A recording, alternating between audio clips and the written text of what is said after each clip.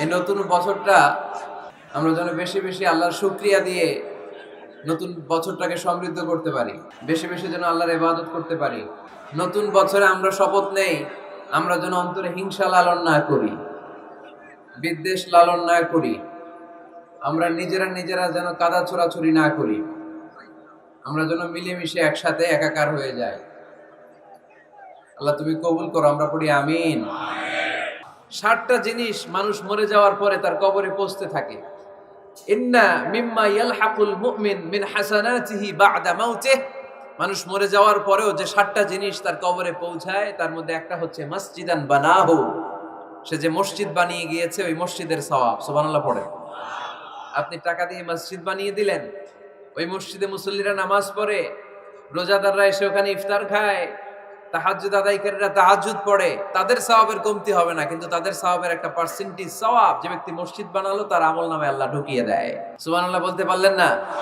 হে নামাজি আমার ঘরে নামাজে পড়ো আজ, দিল মে তোমার চরণ তলে হৃদয় যায় নামাজ। হে নামাজি আমার ঘরে নামাজে পড়ো আজ, দিল মে তোমার চরণ তলে হৃদয় যায় নামাজ। পড়েন আল্লাহু আকবার। কি সুন্দর লিখেছেন কাজী নজরুল ইসলাম। মসজিদ কেমন যেন মসজিদ তার নিজের ভাষায় আল্লাহর কাছে কেঁদে কেঁদে ফরিয়াদ জানায়, আল্লাহ নামাজিরা আমার ঘরে আসে না, কি সুন্দর টাইলস, কি সুন্দর মুসল্লা, কি সুন্দর এয়ার কন্ডিশন, সব আছে কিন্তু মুসল্লি নাই, ঠিক কিনা? মসজিদগুলো আল্লাহর কাছে ফরিয়াদ জানায়, এজন্য আমরা যেন মসজিদ মুখী হই। কি মুখী? কাজী নজরুল ইসলাম খুব সুন্দর করে বলেছেন, মসজিদেরই পাশে আমায় কবর দিও ভাই, ঠিক কিনা? মসজিদেরই পাশে আমায় কবর দিও ভাই, যেন গড়ে হতে মুয়াজ্জিনের আযান শুনতে পাই।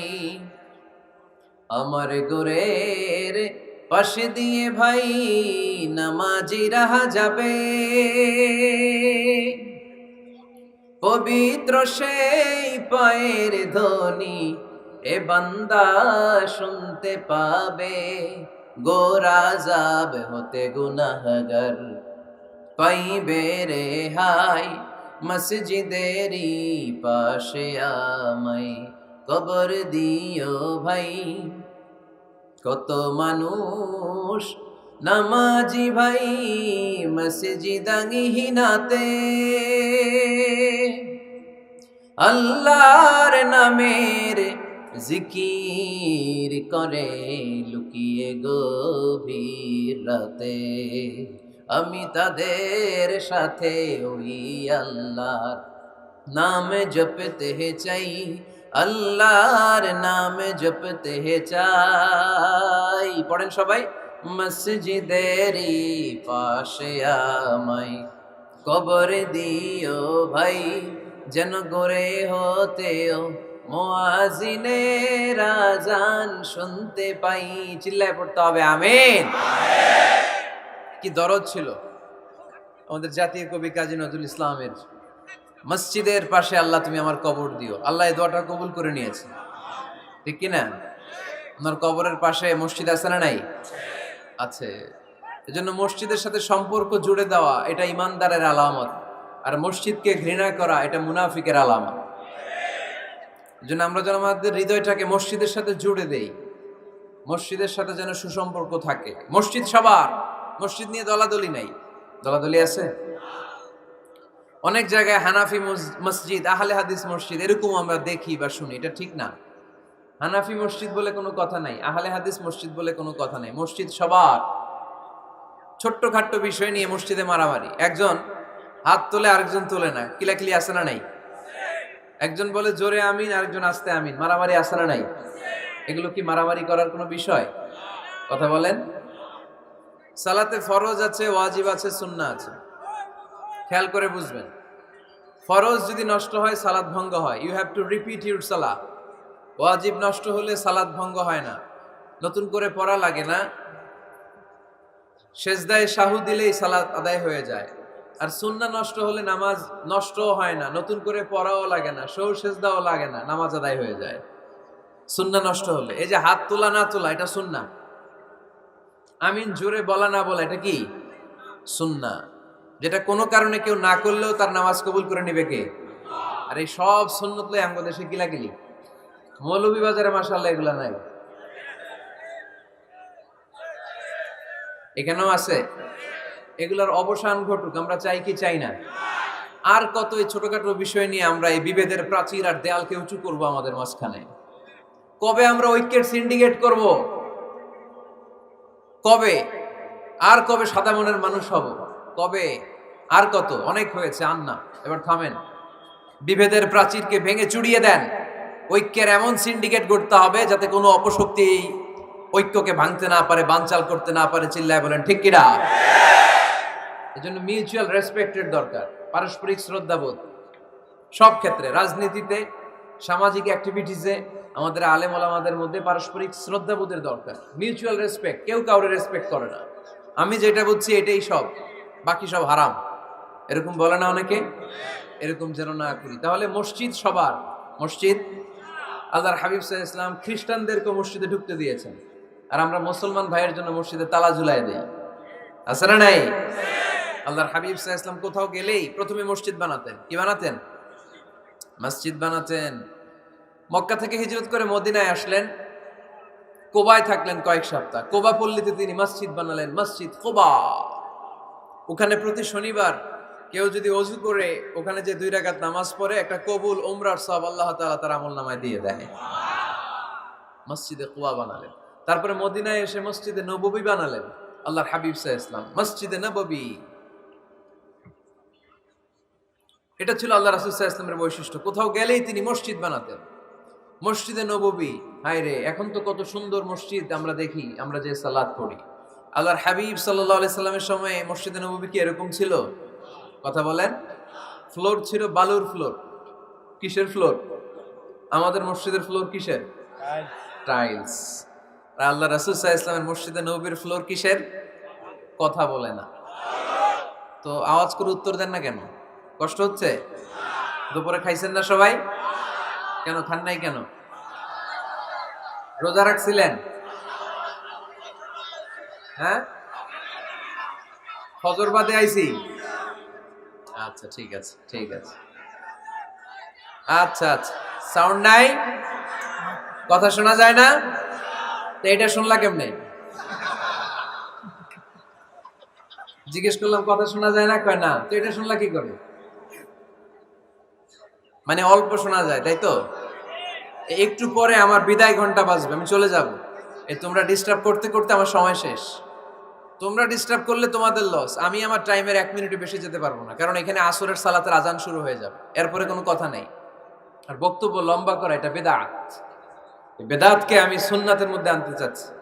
একটা সময়ে একেবারে কমায় নিয়ে আসবো। এত প্রোগ্রামও আমি করতে চাই না। আমি ঘোষণা দিয়েছি আগামী বছরে সারা বাংলাদেশে আমার প্রোগ্রাম হবে 50টা। কয়টা? 50টা। এরপরের বছর 30টা, এরপরের বছর 20টা। বিভাগীয় প্রোগ্রাম করলেই চলবে আমার। এক এক বিভাগে যে 2 দিন 3 দিন খালাস। এত দরকার নেই, এত লম্বা চূড়ার বক্তব্যের দরকার নেই। আধা ঘন্টা চুপ করে শুনেন, কয়েকটা মেসেজ ড্রপ করি, take it with you to your home, then practice and apply in the society. নিয়ে যান, আমল করেন, সমাজে কাজে লাগান, সমাজটা আলোকিত করে দিবে কে? খুতাবুকুম তাবিলা সালাওয়াতুকুম কাসীরা। আল্লাহর হাবিব সাল্লাল্লাহু আলাইহি ওয়াসাল্লাম বললেন, কিয়ামতের একটা আলামত, কিয়ামতের আগে তোমাদের বক্তব্য হয়ে যাবে লম্বা, সালাত হয়ে যাবে খাটো। সালাতের পরে তাসবিহ পড়তে চায় না লোকজন, ব্যস্ত, মহা ব্যস্ত, সুপার বিজি। কোত্থেকে আসলে এই ব্যস্ততা? আপনি রবের সাথে মুনাজাত, না যাই ইউনাজি মুনাজাত, আপনার রবের সাথে একাকী নীরবে কথা বলতে মনে চায় না আপনার? এত তাড়াহুড়ো কিসের? ধীর স্থির হন, একটু স্থির হন, একটু মনোদৈহিক প্রশান্তি অর্জনের চেষ্টা করেন। সব সময় ব্যস্ত, ধাক্কাধাক্কি, উচ্ছৃঙ্খলা, এগুলো আমাদেরকে শেষ করে দিয়েছে। এজন্য লম্বা চূড়া বক্তব্য ঠিক না। বক্তব্য শুনতে আমাদের ভালো লাগে, আমল করতে ভালো লাগে না। বক্তব্যটা শেষেই সিগারেট ধরায়, আছে না নাই? মাহফিল শেষেই বিড়ি ধরায়, কয় চমৎকার ওয়াজ করছে হুজুরে। ওয়াজটা সেরকম হয়েছে, অনেক কণ্ঠ সুন্দর হুজুরের। এতদিন ইউটিউবে দেখছি, আজকে সরাসরি দেখাইছি, আছে না নাই? তো কি লাভ হয়েছে? লাভটা হয়েছে কি? এই যে মাহফিল শেষে বিড়িটা ধরাইলেন আর গেলেন, কোনো লাভ হয় নাই। এগুলো থেকে বেরিয়ে আসতে হবে। বছরের পর বছর আমাদেরকে শেখানো হয়েছে একভাবে, কেউ এই পরিবর্তনের আওয়াজ তোলে নাই। আওয়াজ আপনাকে তুলতে হবে। আওয়াজ তোলার জন্য এত মানুষ লাগে না, আপনি একাই যথেষ্ট। আপনি দাঁড়ান না সামনে, দেখবেন আপনার সামনে কেউ টিকে থাকতে পারবে না, ঠিক কিনা? কিন্তু আপনার শক্ত সিদ্ধান্ত লাগবে, পরিবর্তনের জন্য শক্ত মানসিকতা লাগবে যে আমি পরিবর্তন করতে চাই। We have to change. যুগ জামানা পাল্টে দিতে চাই না অনেকজন। এক মানুষই আনতে পারে জাতির জাগরণ। এক মানুষই বিপদকালে বাঁচায় কাফেলায়, ক্ষুদ্র ডিঙ্গি বাঁচায় জাহাজ অসীম দরিয়ায়। এজন্য আপনার শক্ত সিদ্ধান্ত পারে আপনার মৌলভীবাজারটাকে দেশের শ্রেষ্ঠ জেলা, শ্রেষ্ঠ থানা হিসেবে আল্লাহর কাছে কবুল করতে, ঠিক কিনা? এই জন্য লম্বা চূড়া আলোচনা ঠিক না। ছোটখাটো অল্প কয়েকটা মেসেজ নিয়ে যেতে পারলেই that's enough. One of the minor sign before the day of judgment, your Islamic lectures will be very longer and your salah 5 times a day will be shorter. কিয়ামতের আগে বক্তব্য লম্বা, নামাজ খাটো, তাসবিহ পড়ে না, ব্যস্ত, মহাব্যস্ত। এই মহাব্যস্ততা ছাড়েন, কোরআন সুন্নাহর দিকে ফিরে আসেন। বরকত দিবে কে? বিশ্বনবীর মসজিদে নববীর ফ্লোর বালুর ফ্লোর ছিল, আমাদের ফ্লোর টাইলস। আল্লাহর হাবিব সাল্লাল্লাহু আলাইহি ওয়াসাল্লামের মসজিদে বালি নিচে, এই বালিতেই নামাজ পড়তেন। বৃষ্টি হলে কাদামাটি হয়ে যেত, কাদামাটিতেই সেজদা করতেন। সেজদা করলে কাদার মাটি আল্লাহর হাবিব সাল্লাল্লাহু আলাইহি ওয়াসাল্লামের নাকে আর কপালে লেগে যেত। তিনি সালাম ফিরিয়ে সাহাবাদের দিকে মুখ ফিরিয়ে বসলে দেখতেন প্রতিটা সাহাবীর নাকে আর কপালে কাদার মাটি মিশে আছে। তার মানে প্রিয় নবী সাল্লাল্লাহু আলাইহি ওয়াসাল্লামের মসজিদে নববী ছিল কাঁচা, কিন্তু মুসল্লি ছিল পাকা। আমাদের মসজিদগুলা হয়েছে পাকা, কিন্তু মুসল্লি কাঁচা, ঠিক কিনা? ফজরের সালাতে মানুষ নাই। ইমাম সাহেব আছেন কে কে এলাকায়? দেখি ইমাম, মসজিদের ইমাম, মাশাআল্লাহ। আপনাদের এখানে ওই মসজিদে ফজরের নামাজে কয় কাতার হয়? 5 জন 6 জন? কেনে এত কম? কেনে? হ্যাঁ, আসে না, আসতে চায় না লোকজন। তো এই যে 5-6 জন ফজরের সালাতে, কল্পনা করতে পারেন ফজরের সালাতে এত কম লোক। যেদিন ফজরের জামাতের দৃশ্য আর জুমার নামাজের দৃশ্য একরকম হয়ে যাবে, ওই দিনই বাংলাদেশে ইসলাম কায়েম হয়ে যাবে। এখন স্লোগান তুলে বিপ্লব বিপ্লব, ইসলামে বিপ্লব। আর ফজরের সময় আমি কম্বলের ভিতরে, আছে না নাই? কোনো বিপ্লব হবে না। ফজরের নামাজ জামাতে পড়ুন, সকালটারে বরকতময় করে দিবে কে? আল্লাহর হাবিব সাল্লাল্লাহু আলাইহি ওয়াসাল্লামের মসজিদ ছিল সবার জন্য উন্মুক্ত, এখানে সবাই আসতে পারতো। এজন্য মসজিদ হবে সবার। আমরা মসজিদের আবাদকারী হতে চাই। এজন্য রাব্বুল আলামিন বলেন, ইন্নামা ইয়া'মুরু মাসাজিদাল্লাহি মান আমানা বিল্লাহি ওয়াল ইয়াউমিল আখির ওয়া আকামাস সালাতা ওয়া আতাজ যাকাতা ওয়া লাম ইয়াখশা ইল্লাল্লাহ فعسى أولئك أن يكونوا من المهتدين সুবহানাল্লাহ পড়েন। রব্বুল আলামিন বললেন মসজিদের আবাদকারী হবে তারা যারা আল্লাহর প্রতি ঈমান আনে, আখিরাতের প্রতি ঈমান আনে, যারা সালাত কায়েম করে, যারা যাকাত আদায় করে, যারা দুনিয়ার কাউকে ভয় পায় না, ভয় পায় একজনকে। চিল্লায় বলেন তিনি কে? যাদের হৃদয়ে আছে আল্লাহর ভয়, তারা কবু পথ ভুলে যায় না। আল্লাহর প্রেম ছাড়া এই দুনিয়া কারো কাছে কোনো কিছু চায় না, ঠিক কিনা? তাহলে যারা মসজিদের আবাদকারী এরা ভয় পায় একজনকে, চিল্লায় বলেন তিনি কে? মসজিদের আবাদকারীদের প্রথম গুণ, তারা আল্লাহ বিশ্বাস করে, তারা আখিরাতে বিশ্বাস করে, তারা সালাত কায়েম করে, তারা যাকাত আদায় করে, তারা আল্লাহ ছাড়া পৃথিবীর কাউরে ভয় পায় না। আল্লাহ বলেন ফাআসা উলাইকা আইয়াকুনু মিনাল মুহতাদিন, আশা করা যায় তারাই হলো হেদায়েতের রাস্তার উপরে আছে, ঠিক কি না? তারাই মসজিদের আবাদকারী, যারা মসজিদে যায়, সালাত আদায় করে। এখন মসজিদের আবাদকারী আপনি হতে চান, আপনি মসজিদে যান না, আপনি আবাদকারী হতে পারবেন? মসজিদের অনেক সভাপতি আছে, মসজিদে যায় না, আছে না নাই? মৌলভীবাজারে এই সমস্যা বোধহয় নাই। মসজিদের সেক্রেটারি মসজিদে যায় না, আছে না নাই? তাহলে হইলো, এটা হইলো, এটা মেনে নেওয়া যায়? এজন্য সভাপতি সাহেবরা, আপনি কষ্ট করে মসজিদ বানিয়েছেন, মসজিদে যাবেন। এই কথা বলেন কেন? এত দিকে বিশৃঙ্খলা হইলে কেমন হবে? বসেন আর অল্প কয়েক মিনিট। সভাপতি সাহেব আপনি মসজিদে যাবেন, সেক্রেটারি সাহেব আপনি মসজিদে যাবেন, তাহলে আপনি সঠিক মসজিদের আবাদকারী হবেন, ঠিক কিনা? আমরা মসজিদের আবাদকারী হতে চাই ইনশাআল্লাহ। পড়েন উমরানুল মাসাজিদ। মসজিদের আবাদ কি করে করতে হয়? মসজিদ আবাদ করার এক নাম্বার মাধ্যম হচ্ছে মসজিদ নির্মাণ করা। কি করা? নির্মাণ করা। খেয়াল করবেন, আল্লাহর হাবিব সাল্লাল্লাহু আলাইহি ওয়াসাল্লাম বলেছেন, মান বানা মসজিদান মিন মালিহি ফিদ দুনিয়া বানাল্লাহু লাহু বাইতান ফিল জান্নাহ। যে ব্যক্তি নিজের পকেটের টাকা খরচ করে দুনিয়াতে মসজিদ বানায়, আল্লাহ তাআলা তার জন্য জান্নাতে ঘর বানায়। 60টা জিনিস মানুষ মরে যাওয়ার পরে তার কবরে পৌঁছতে থাকে। ইন্না মিম্মা ইয়ালহাকুল মুমিন মিন হাসানাতিহি বা'দা মাউতিহি। মানুষ মরে যাওয়ার পরেও যে 60টা জিনিস তার কবরে পৌঁছায়, তার মধ্যে একটা হচ্ছে মসজিদান বানাহু। সে যে মসজিদ বানিয়ে গিয়েছে, ওই মসজিদের সওয়াব। সুবহানাল্লাহ পড়ে। আপনি টাকা দিয়ে মসজিদ বানিয়ে দিলেন, ওই মসজিদে মুসল্লিরা নামাজ পড়ে, রোজাদাররা এসে ওখানে ইফতার খায়, তাহাজ্জুদ আদায়কারীরা তাহাজ্জুদ পড়ে, তাদের সওয়াবের কমতি হবে না, কিন্তু তাদের সওয়াবের একটা পার্সেন্টেজ সওয়াব যে ব্যক্তি মসজিদ বানালো তার আমলনামায় আল্লাহ ঢুকিয়ে দেয়। এজন্য বেশি বেশি মসজিদ বানাতে রাজি আছেন তো? তাহলে মসজিদ আবাদ করার প্রথম মাধ্যম হচ্ছে মসজিদ বানানো। 2 নাম্বার মাধ্যম হচ্ছে মসজিদে যে জামাতে সালাত আদায় করা। জামাতে সালাতুল জামাআ তাফদুলু সালাতাল ফাযযি বি27 দারাজা। ঘরে নামাজ পড়লে, একা একা পড়লে যেই সওয়াব, জামাতে পড়লে 27 গুণ বেশি সওয়াব। সুবহানাল্লাহ বলতে পারলেন না? হে নামাজি আমার ঘরে নামাজে পড়ো আজ, দিল মে তোমার চরণ তলে হৃদয় যায় নামাজ। হে নামাজি আমার ঘরে নামাজে পড়ো আজ, দিল মে তোমার চরণ তলে হৃদয় যায় নামাজ। পড়েন আল্লাহু আকবার।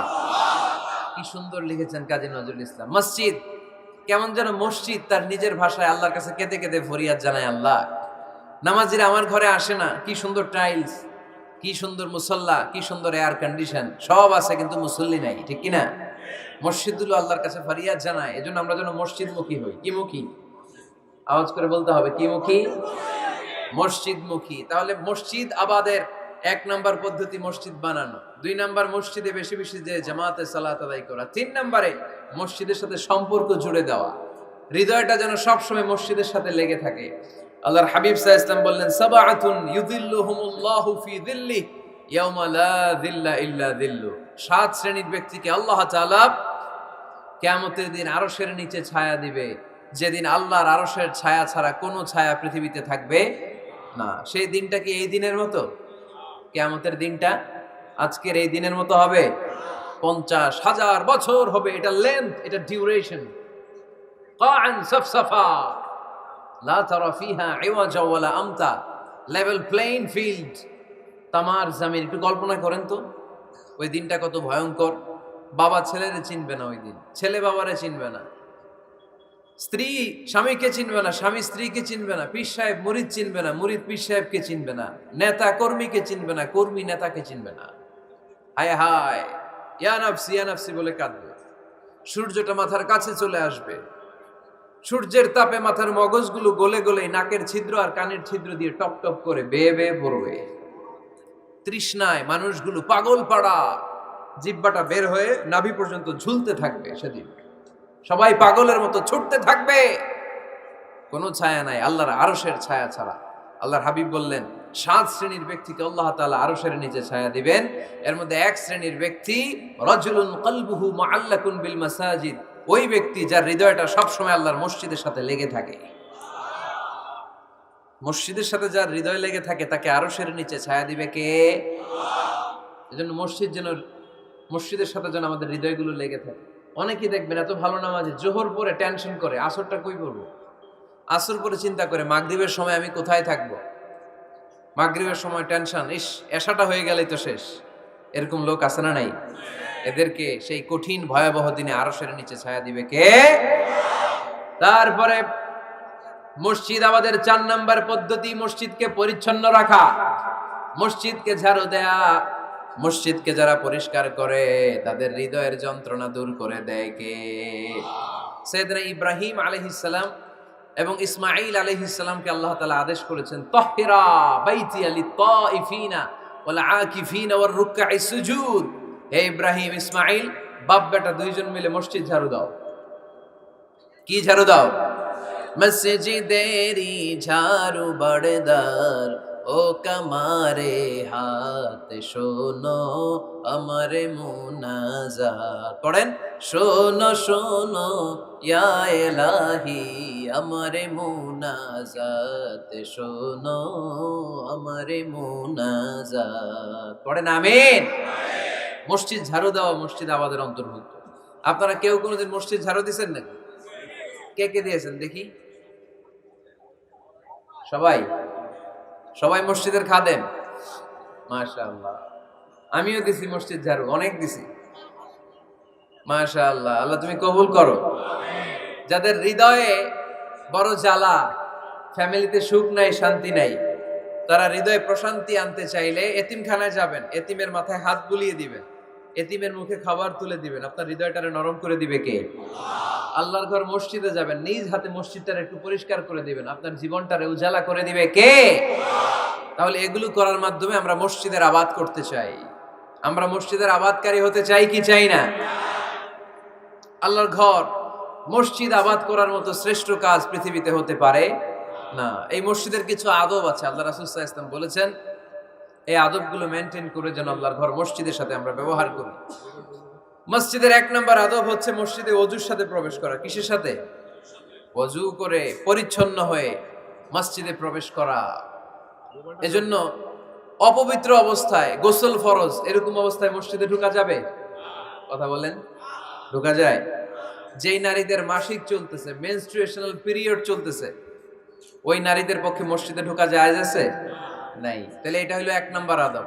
মসজিদে ঢোকার সময় কি করে ঢুকবো? ওযু করে। আওয়াজ করে বলেন, কি করে ঢুকবো? ওযু করে। 2 নম্বর আদব হচ্ছে মসজিদে যাওয়ার সময় সবচেয়ে ভালো জামাটা পরে যাব, সবচেয়ে ভালো পাঞ্জাবিটা পরে যাব। জানতো আপনারা? না সবচেয়ে সিরাটা পরে যান? হ্যাঁ, অনেকের নামাজের জন্য একটা পুরান জামা আছে, সিরা পাড়া, এদিকে হাত উঠালে এদিকে দেখা যায়, আছে না নাই? সবচেয়ে সিরা পাড়াটা রাখে নামাজের জন্য, কপাল পোড়া। আর সুন্নতে খাতনার অনুষ্ঠানে গেলে মাশাআল্লাহ লেহেঙ্গা গায়ে দেয়া যায়, আছে না নাই? না, আপনি ইবাদতের জন্য সবচেয়ে সুন্দর জামাটা রাখবেন। এজন্য রাব্বুল আলামিন বলেন, ইয়া বানি আদম খুযু যিনাতাকুম ইনদা কুল্লি মাসজিদ। ও বনি আদম, তুমি যখন আল্লাহর ঘর মসজিদে ঢুকবা, ও বনি আদম, তুমি যখন নামাজের মুসল্লায় দাঁড়াবা, তোমার সবচাইতে দামি, সবচাইতে সুন্দর জামাটা গায়ে দিয়ে তুমি নামাজে দাঁড়াও। ঠিক কি না? তাহলে এখন মসজিদে যাওয়ার সময় কি গায়ে দিয়ে যাবেন বলেন? খিতা করবেন? হ্যাঁ, মাশাআল্লাহ। হ্যাঁ, সবচেয়ে ভালো কাপড়টা আয়রন করে পারফিউম মেখে তারপরে আমরা যাব। রাজি আছেন তো? 3 নম্বর আদব হচ্ছে মসজিদে ঢোকার সময় বাম পা দিয়ে ঢুকতে হয়।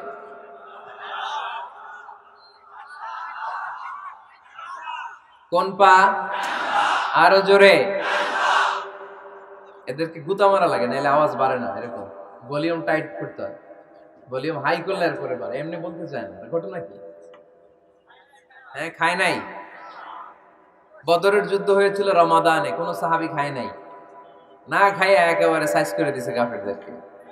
আমরা না খেলেও আমাদের হৃদয়ে ইমানি শক্তি আছে না নাই? এই তো বোঝা যাচ্ছে ইমানি শক্তি আছে। এতক্ষণ আছিল কই? তো মসজিদে ঢোকার সময় কোন পা দিয়ে? এগুলো মনে থাকে আমাদের? ভুলা যাই আমরা, খেয়াল থাকে না তো এগুলা? এত কিছু মনের মধ্যে রাখলে এগুলো মনে থাকবে কেমনে? মসজিদে ঢোকার সময় কোন পা? আরো জোরে। বেরোয়ার সময় কোন পা? মনে থাকবে?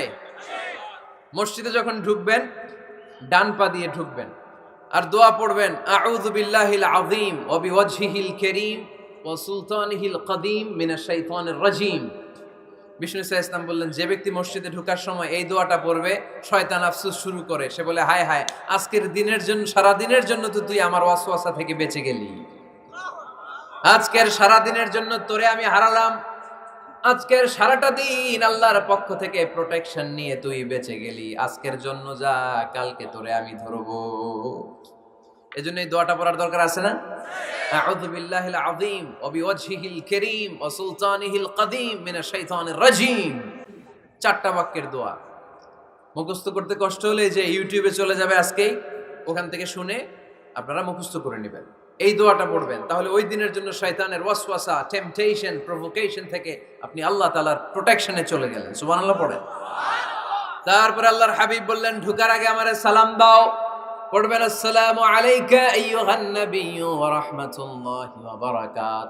এই দুইটা জিনিস যখন করে ফেললেন, তখন ডান পা দিয়ে পড়বেন, আল্লাহুম্মা আফতাহ লি আবওয়াবা রাহমাতিক। সুবহানাল্লাহ পড়েন। আল্লাহুম্মা আফতাহ লি, ও আল্লাহ আমার জন্য তুমি খুলে দাও, আবওয়াবা রাহমাতিক, তোমার রহমতের দরজা। তার মানে মসজিদে ঢুকলে রহমত পাওয়া যায় কি যায় না? মসজিদে ঢুকলে পাওয়া যায় রহমত, মসজিদের বাইরে রহমতের কথা আল্লাহ বলে নাই, মসজিদের ভিতরে রহমত। কোথায় রহমত? কোথায়? মসজিদের ভিতরে রহমত আছে না? তার প্রমাণ, মসজিদে ঢুকলেই শান্তি লাগে কেমন জানি, আর ঘুমে ধরে। মসজিদে ঘুমাইছেন কারা কারা দেখি? সবাই ঘুমাইছেন? আরে আমি কত ঘুমাইছি। জুমার নামাজের সময় যে কি ঘুম আসে, আসে আসে, কমন পড়ছে, একেবারে কমন পড়ে গেছে, ঘুম আসে। কারণ রহমত, রহমতের ঝিরি ঝিরি বাড়িধারা আল্লাহ তাআলা আরশের উপর থেকে নাজিল করতে থাকে, আর এই রহমতের কারণে হৃদয়টা প্রশান্ত হয়ে যায়, অনেকের ঘুমও চলে আসে, ঠিক কি না? এজন্য আল্লাহুম্মা আফতাহ লি আবওয়াবা রাহমাতিক, ও আল্লাহ তোমার রহমতের দরজাগুলো আমার জন্য খুলে দাও। এই দোয়া পড়লে রহমতের দরজা খুলে দেয় কে? আবার মসজিদ থেকে যখন বের হবেন, তখন কোন পা দিয়ে? জোরে বলেন। বাম পা দিয়ে কি পড়বেন? আল্লাহুম্মা ইন্নী আসআলুকা মিন ফাদলিক, ও আল্লাহ তোমার কাছে আমি তোমার পক্ষ থেকে ফদল চাই, মানে রিজিক চাই, রিজিক দেওয়ার মালিক কে? তার মানে খুব সোজা সাপটা কথা হচ্ছে, মসজিদের ভিতরে পাওয়া যায় রহমত, আর বাইরে পাওয়া যায় ফদল বা রিজিক। বাইরে পাওয়া যায় কি? রিজিক। মসজিদের ভিতরে রিজিক আছে, তার মানে সারাদিন মসজিদে বসে থাকলে রিজিক মিলবে? নামাজের সময় নামাজ পড়তে হবে, কাজের সময় কাজ করতে হবে, এটাই হচ্ছে ইসলামের বিধান। নামাজের সময় নামাজ, কাজের সময়। আমি প্রশ্ন করবো, আওয়াজ করে উত্তর দেন। নামাজের সময়, কাজের সময়, নামাজের সময়, কাজের সময়, এটা মনে থাকবে। এজন্য আল্লাহ বললেন, ফাইদা কুদিয়াতিস সালাতু ফান্তাশিরু ফিল আরদি ওয়াবতাগু মিন ফাদলিল্লাহ। যখন তোমাদের সালাত শেষ হয়ে যায়, আল্লাহর রিজিক অন্বেষণের জন্য আল্লাহর জমিনে তোমরা ছড়িয়ে যাও। নামাজের সময় আসবেন, নামাজ শেষ বের হয়ে যান, ফান্তাশিরু ফিল আরদ, জমিনে ছড়িয়ে পড়ো। নামাজ শেষ, চেয়ারম্যান সাহেব চলে যাবে ইউনিয়ন পরিষদের ভেতরে, ছাত্ররা চলে যাবে হাই স্কুলে, মেম্বার অফ দ্য পার্লামেন্ট চলে যাবে সংসদে, সেনাবাহিনীর লোকেরা চলে যাবে ক্যান্টনমেন্টে, ব্যবসায়ীরা চলে যাবে তাদের বাজারে, সিএনজি ওয়ালারা সিএনজি নিয়ে ব্যবসা শুরু করবে, রাস্তায় নেমে যাবে, চিল্লায় বলেন ঠিক কিনা? এটাই ইসলামের বিধান। নামাজের সময় নামাজ, কাজের সময়। আচ্ছা, তাহলে প্রথম সুন্নাত পেলাম, পবিত্র হয়ে ঢুকবো, ভালো জামা পরে ঢুকবো 2 নাম্বার। 3 নাম্বার, ঢোকার সময় কোন পা, বের হওয়ার সময়। 4 নাম্বার, মসজিদে ঢুকেই 2 রাকাত। মসজিদে ঢুকে কয় রাকাত পড়েন আপনারা? তাহিয়াতুল মসজিদ, মসজিদে আপনি ওয়েলকাম জানাবেন, ঢুকেই 2 রাকাত পড়বেন, ওযু করলেই 2 রাকাত। আল্লাহর হাবিব সাল্লাল্লাহু আলাইহি ওয়াসাল্লাম মসজিদে নববীতে জুমার খুতবা দিচ্ছেন। খুতবা চলাকালীন সময়ে এক সাহাবী এসে মসজিদের মধ্যে বসে পড়লেন। আল্লাহর হাবিব সাল্লাল্লাহু আলাইহি ওয়াসাল্লাম সাহাবীরে বললেন, দাঁড়াও। সাহাবী দাঁড়ালেন। আল্লাহর নবী জিজ্ঞেস করলেন, কেন বসে বললা? 2 রাকাত পড়ছো নাকি? সাহাবী বলে, পড়ি নাই।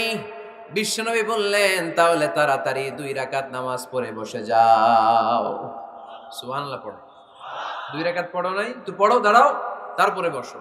দেখেন, খুতবা চলাকালীন সময়ে আমাদের খতিবরা কখনো খুতবা থামায়? কথা বুঝেন নাই? জুমার খুতবা আপনারা শুনেন না? খুতবা চলতেছে, ওই মুহূর্তে ইমাম সাহেবরা কখনো খুতবা থামায়? মাঝখানে কোনো ঝামেলা হইলে থামায় না। প্রথম খুতবা শেষ, বসে, তারপরে দ্বিতীয় খুতবা। খুতবার মাঝখানে কোনো থামাথামি নাই। কিন্তু আল্লাহর হাবিব সাল্লাল্লাহু আলাইহি সাল্লাম কেমন খতিব ছিলেন দেখেন।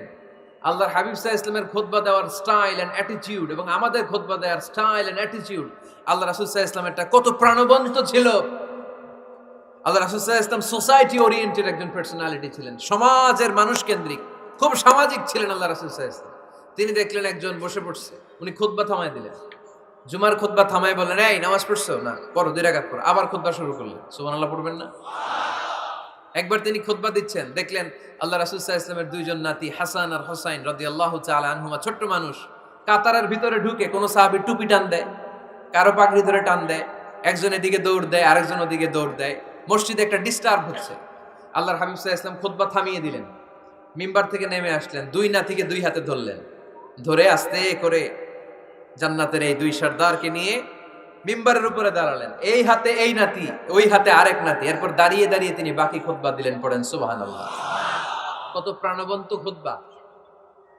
উনিও খুতবা দিতেন, আমরাও খুতবা দেই।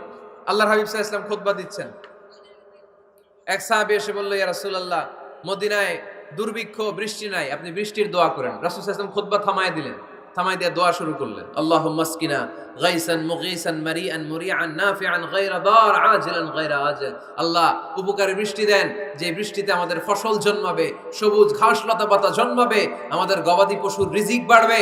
এরকম উপকারী বৃষ্টি আমাদেরকে দিয়ে মদিনাটারে ধন্য করে দেয়। বৃষ্টি শুরু হলো। জুমাবার বৃষ্টি, শনি রবি সোম মঙ্গল বুধ বৃহস্পতি শুক্র, টানা 7 দিন বৃষ্টি। এবার বৃষ্টির চোটে মদিনায় বন্যা হয়ে গেছে। এতদিনে দুর্ভিক্ষ, এতদিনে কি? এখন বৃষ্টির বরকতের দোয়া করছে, বৃষ্টিতে এবার বন্যা। যেই সাহাবী বৃষ্টির জন্য দোয়া করতে বলেছিলেন, পরের জুমাবারের খুতবার সময় এসে ওই সাহাবী বলেন, ইয়া রাসূলুল্লাহ, আবার খুতবার মাঝখানে, ইয়া রাসূলুল্লাহ, আর বৃষ্টির দরকার নাই, আর দরকার নেই, এবার বৃষ্টি বন্ধের দোয়া করেন। আল্লাহর হাবিব সাল্লাল্লাহু আলাইহি ওয়াসাল্লাম খুতবা থামিয়ে আবার বন্ধের দোয়া, আল্লাহুম্মা হাওয়ালাইনা ওয়ালা আলাইনা।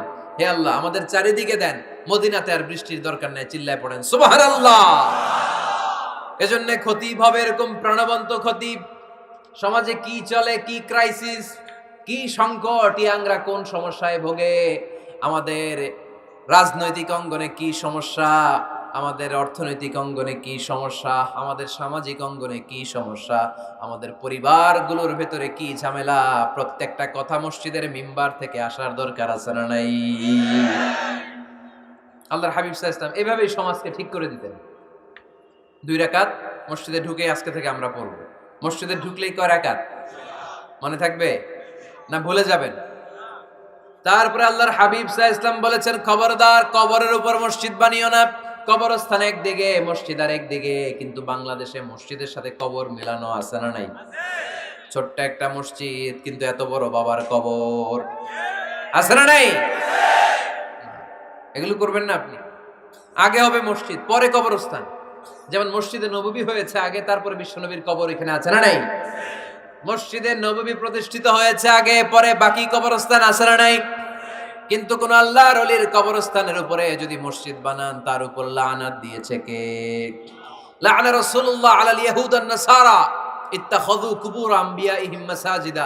আল্লাহর রাসূলের লানত ইহুদি নাসারাদের উপর, কারণ ইহুদি আর নাসারাদের একটা খাসলাত, একটা বৈশিষ্ট্য ছিল, তারা তাদের নবীদের কবরের উপরে মসজিদ বানায় ফেলত। এটা করা যাবে? এজন্য এলাকায় এলাকায় এই ঝামেলা, কবর আর মসজিদ হবে আলাদা। আবার মসজিদের কেবলার দিকে যেন কবরস্থান না হয়, তাহলে শিরক হওয়ার সম্ভাবনা আছে না নাই? খুব সাবধান। আল্লাহ সব মাফ করে, কিন্তু শিরক মাফ করে না, ঠিক কি না?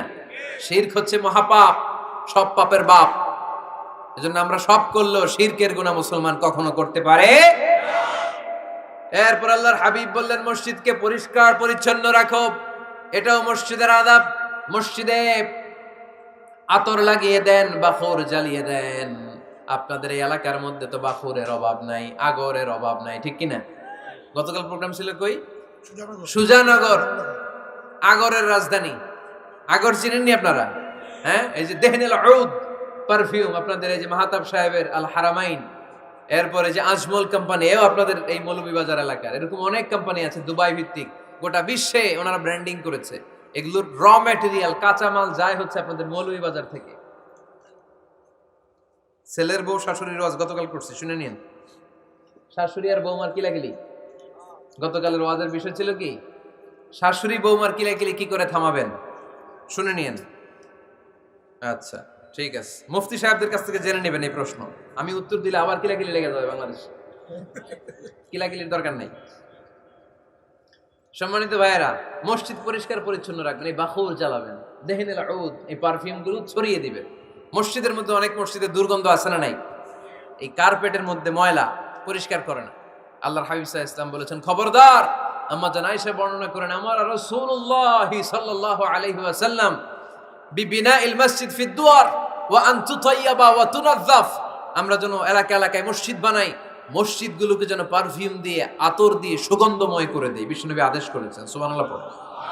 এজন্য কোনো অপরিচ্ছন্ন মসজিদ থাকতে পারবে না। মসজিদের পাশ দিয়ে গেলে আতরের ঘ্রাণে আমোদ হয়ে লোকজন যেন বুঝতে পারে এটা আল্লাহর ঘর, মসজিদ। চিল্লায় বলেন ঠিক কি না? এরপরে আল্লাহর হাবিব সাল্লাল্লাহু আলাইহি ওয়াসাল্লাম বলেছেন, মসজিদের আরেকটা আদব হলো মসজিদকে অতিমাত্রায় ডিজাইন না করা। বেশি ডিজাইন করা যাবে না। এমন ডিজাইন করা যাবে না যে এটা মসজিদ বোঝাই যায় না। এত লাইটিং ফাইটিং করে, এটা কি মসজিদ না কমিউনিটি সেন্টার বোঝাই যায় না। আছে না নাই? আছে। এরকম যেন আমরা না করি সম্মানিত ভাইয়েরা। বিশেষ করে মসজিদের সামনের দেয়ালে। কোন দেয়ালে? সামনের দেয়ালটা, কেবলার দিকে যেই দেয়াল, এই দেয়ালটা হতে হবে ফ্রেশ, যাতে করে মানুষের দৃষ্টি আকর্ষণ না করে। প্রায় মসজিদের দেয়ালের মাঝখানে দেখবেন আপনি ক্যালেন্ডার ঝুলায় রাখে, আছে না নাই? মৌলভীবাজারে কি অবস্থা? খিতা খবর আছে? তো এই যে ক্যালেন্ডার ঝুলায় রাখে, ওইখানে দেখবেন বিভিন্ন মসজিদের ছবি, এতিমখানার ছবি, মানুষের ছবি। তো মানুষ নামাজও পড়ে, আবার ওগুলোও তাকায়, আছে না নাই? প্রথম কাতারে পরে ওইখানে কি লেখা, এগুলো পরে, তার ডিস্টার্ব হচ্ছে না?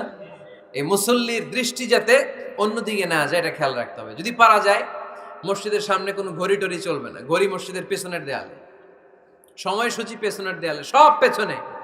সময় কয়টা বাজে ওটা ইমাম দেখলেই চলবে, ইমাম এভাবে দেখে নিবে, আপনারাও দেখে নিবেন। কিন্তু সামনের দেয়ালটা যত সিম্পল করা যায়। আল্লাহর হাবিব সাল্লাল্লাহু আলাইহি ওয়াসাল্লাম নামাজ পড়া অবস্থায় সামনে এমন কিছু রাখতেন না যেটার দ্বারা আল্লাহর হাবিব সাল্লাল্লাহু আলাইহি ওয়াসাল্লামের সালাতে মনোযোগ অন্যদিকে চলে যায়।